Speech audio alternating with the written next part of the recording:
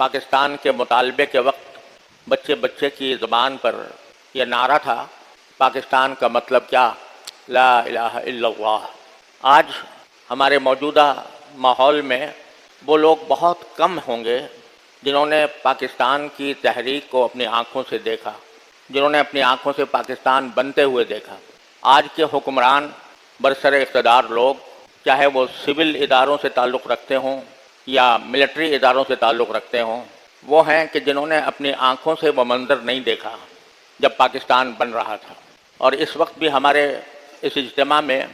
شاید ہی کوئی ایسا آدمی ہو، اور میرے خیال ہے کہ کوئی نہیں ہے سوائے میرے، جنہوں نے پاکستان بنتے ہوئے دیکھا، جنہوں نے پاکستان کے لیے جو نعرے لگائے گئے تھے، جو تحریک چلائی گئی تھی، اس کا نظارہ کیا ہو۔ میں اس وقت بہت کم سن بچہ تھا، لیکن اتنا شعور ضرور تھا کہ آس پاس کے ماحول میں جو پاکستان کی تحریک چل رہی تھی اور قدم قدم پر پاکستان زندہ باد، لے کے رہیں گے پاکستان، خون کے ندیاں بہائیں گے، پاکستان بنائیں گے کے نعرے اس وقت سے، بچپن کے وقت سے کانوں میں گونجتے ہیں۔ اور یہ ہماری ماضی قریب کی تاریخ میں پہلا ملک تھا جو اس بنیاد پر وجود میں آ رہا تھا کہ یہ مسلمانوں کے لیے ہے، اور اس کا مقصود یہ ہے کہ مسلمان کسی غیر مسلم کے تسلط سے آزاد ہو کر ایک ایسے ملک میں قیام پذیر ہوں کہ جو صرف مسلمانوں کی اقتدار کے تحت چلے، اور وہاں مسلمان اپنے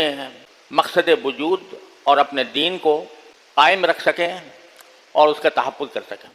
مجھے یاد ہے کہ میرے والد ماجد بانی دارالعلوم حضرت مولانا مفتی محمد شفیع صاحب قدس اللہ تعالیٰ سرہ اس تحریک میں نمایاں کردار کے حامل تھے۔ حضرت شیخ الاسلام علامہ شبیر احمد صاحب عثمانی رحمۃ اللہ علیہ کے قریبی رفقا میں سے تھے، اور ملک بھر میں پاکستان کے حق میں رائے عامہ ہموار کرنے کے لیے جگہ جگہ دورے بھی کیے تھے۔ تو ایک مرتبہ جالندھر میں ایک جلسہ تھا جس میں حضرت والد ماجد قدس اللہ تعالیٰ سرہ کو مدعو کیا گیا تھا، اور آپ نے وہاں پاکستان کے قیام کے حق میں تقریر فرمائی۔ اس تقریر کے دوران ایک صاحب نے کھڑے ہو کر حضرت والد ماجد قدس اللہ تعالیٰ سرہ سے یہ سوال کیا کہ مولانا آپ پاکستان کے حق میں بیان کر رہے ہیں، تو یہ بتائیے کہ کیا پاکستان بننے کے بعد وہاں واقعتاً اسلامی نظام قائم ہو جائے گا جس کی آپ دعوت دے رہے ہیں؟ تو میرے والد ماجد قدس اللہ تعالیٰ سرہ نے یہ جواب میں یہ فرمایا کہ میں اس بات کی کوئی گارنٹی نہیں لے سکتا، لیکن ایک بات کی میں گارنٹی لے سکتا ہوں، وہ یہ کہ وہاں پر ہم پر کوئی گاندھی، کوئی نہرو، کوئی پٹیل حکومت نہیں کر رہا ہوگا، وہاں حکومت کرنے والے مسلمان ہوں گے، اور اگر مسلمان عوام چاہیں گے اور تو ان کو ایک موقع میسر ہوگا کہ وہ اس ملک میں اسلامی نظام قائم کرنے کی جد و جہد کر سکیں۔ یعنی غیر منقسم ہندوستان میں ہمارے پاس کوئی ایسا راستہ نہیں ہے کہ ہم ملک میں شریعت کے نفاذ کی یا اسلامی نظام کے نفاذ کی کوشش بھی کر سکیں، وہاں کوشش بھی کرنے کا موقع نہیں ہے۔ لیکن پاکستان جب بنے گا تو وہاں پر چونکہ کوئی غیر مسلم ہمارے اوپر حکمران نہیں ہوگا، اس لیے میں امید رکھتا ہوں کہ وہاں پر ہمیں اس جد و جہد کا موقع ملے گا، اس کوشش کا موقع ملے گا کہ ہم اس ملک کے اندر اسلامی شریعت کا نفاذ کریں، اسلامی نظام قائم کریں۔ یہ تھا پیش نظر ہمارے ان اکابر کے جنہوں نے پاکستان کی تحریک کی حمایت کی تھی اور اس پاکستان کی تحریک کے لیے اپنی جان و مال کی قربانیاں دی تھیں۔ یعنی پہلے ہی قدم پر یہ بات واضح کر دی گئی تھی کہ ایسا نہیں ہے کہ ادھر پاکستان بنا اور ادھر اسلامی نظام نافذ ہو گیا، جس رات پاکستان بنا اسی رات پاکستان کے اندر اسلامی نظام قائم ہو گیا، بلکہ مجھے یاد ہے کہ حضرت والد ماجد قدس اللہ تعالیٰ سرہ سے ایک اور موقع پر یہ سوال کیا گیا کہ اس وقت تحریک پاکستان کے جو قائدین ہیں، جیسے قائد اعظم محمد علی جناح یا مرحوم نوابزادہ لیاقت علی خان مرحوم یا سردار عبدالرب نشتر وغیرہ وغیرہ، تو کیا آپ ان کے بارے میں یہ سمجھتے ہیں کہ یہ جب برسر اقتدار آئیں گے تو اسلام نافذ کر دیں گے؟ تو یہ فرمایا، بعض لوگوں نے کہا کہ یہ آپ کو یہ سب دھوکہ دے رہے ہیں، اور اس دھوکے میں آ کر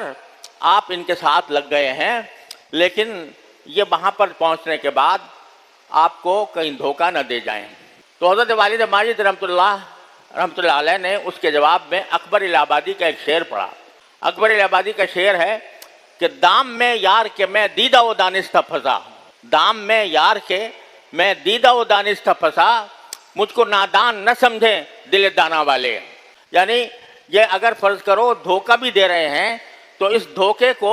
ہم حقیقت میں تبدیل کرنے کے لیے ایک کوشش جاری کریں گے، ایک جد و جہد کریں گے، اور وہ جد و جہد کا راستہ ہمیں ملے گا۔ لہذا دام میں یار کہ میں دیدہ و دانستہ پھنسا، مجھ کو نادان نہ سمجھیں دل دانا والے۔ تو پہلے دن سے جو ہمارے اکابر کے ذہن میں پاکستان کا تصور تھا وہ یہ تھا کہ ایک ایسا خطہ زمین ہمیں اللہ تبارک و تعالیٰ عطا فرمائیں گے جہاں ہمیں جد و جہد کا موقع ملے گا، ہمیں کوشش کا موقع ملے گا کہ ہم اس ملک کے اندر اسلامی نظام نافذ کر سکیں۔ یہ تھا بنیادی تصور ہمارے اکابر کے ذہن میں جنہوں نے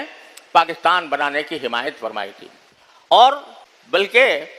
اب اس وقت ہندوستان کے حالات اگر آپ دیکھیں تو وہاں پر مسلمان انتہائی ضیق اور اذیت میں ہیں۔ صرف مسلمان ہونا جرم قرار پا گیا، صرف مسلمان ہونا۔ اور وہاں پر جو ہندوتوا کے نام سے جو تحریک چل رہی ہے اور وہی برسر اقتدار بھی ہے،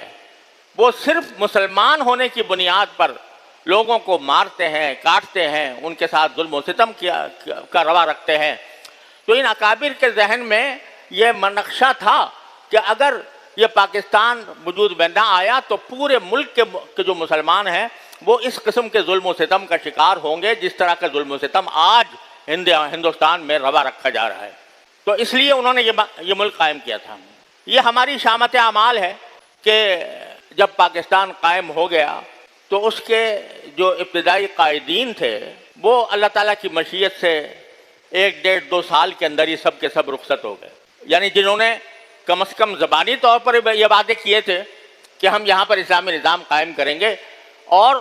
ان وعدوں کی وجہ سے ان کو ووٹ ملے تھے، ان کی بنا پر ان کو منتخب کیا گیا تھا، اور فی الجملہ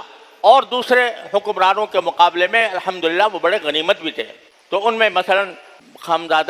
نواب زادہ خان لیاقت علی خان مرحوم جو پہلے وزیر اعظم تھے پاکستان کے، تو وہ بڑے مخلص آدمی تھے، اور انہوں نے پاکستان کے لیے باوجود نواب زادہ ہونے کے جب ان کو شہید کیا گیا تو شہادت کے بعد ان کے بینک بیلنس میں یا ان کے جیب میں یا ان کے خزانے میں کچھ 6,000 روپے پائے گئے تھے، سارے اتنے بڑے نواب کے، اس لیے کہ وہ پاکستان کے لیے مخلص تھے۔ اسی طرح قائد اعظم محمد علی جناح بہت جلد رخصت ہو گئے۔ حضرت شیخ الاسلام علامہ شبیر احمد صاحب عثمانی رحمۃ اللہ علیہ جو پاکستان کے صف اول کے قائدین میں سے تھے، وہ بھی سن 1949 میں یعنی پاکستان بننے کے تقریباً 1.5 سال کے بعد ان کی وفات ہو گئی۔ اور وفات میں بھی یہ بات تقریباً ظن غالب کے درجے میں ہے کہ ان کو زہر دیا گیا تھا۔ وہ بہاولپور یونیورسٹی کے ایک اجتماع میں تشریف لے گئے تھے، وہاں پر ان کو دعوت دی گئی تھی، اور وہیں پر بہاولپوری میں ان کی وفات ہوئی۔